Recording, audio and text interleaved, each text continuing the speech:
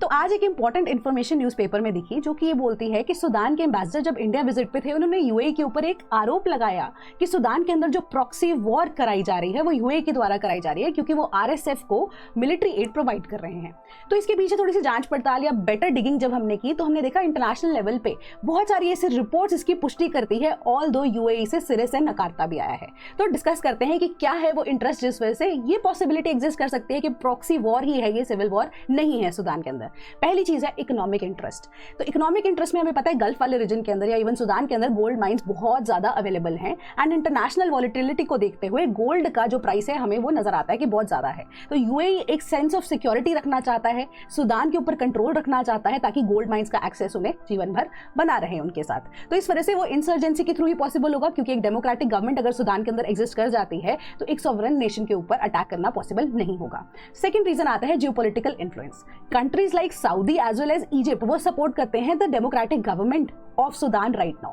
तो अब उसी के अगेंस्ट क्योंकि अब उनकी अलाइनमेंट है या जो थॉट प्रोसेस है इस्लामिक नेशंस का वो हर तरफ मैच नहीं करता। तो आरएसएफ को सपोर्ट करने के बाद एक जियोपॉलिटिकल इन्फ्लुएंस रेड सी वाले region and Horn of Africa के अंदर यूएई रखना चाहता है क्योंकि वो एक एसेंशियल ट्रेडिंग रूट भी है। तीसरा है प्रेफर्ड पार्टनर। आरएसएफ के जो लीडर है मोहम्मद हमदन डगालो उनका एक लॉन्ग टर्म रिलेशनशिप यूएई के साथ रहा है क्योंकि जब ऐसी ही प्रॉक्सी वॉर वाली सिचुएशन लिबिया में हुई थी तो आरएसएफ के काफी सारे ऐसे लोगों ने उसी वॉर में यूएई के लिए काम भी किया था। So their relationship goes a long way.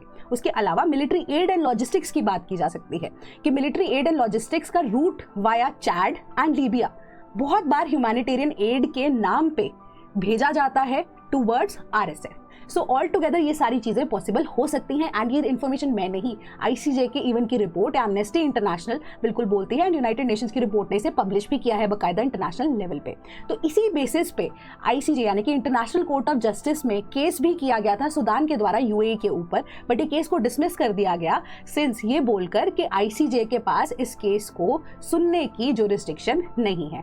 तो इंटरेस्टिंग स्टोरी लगी ना आपको? तो कॉमेंट बॉक्स में मुझे बताना कि आपके इस पे क्या विचार है। For more such information follow Sleepy Classes।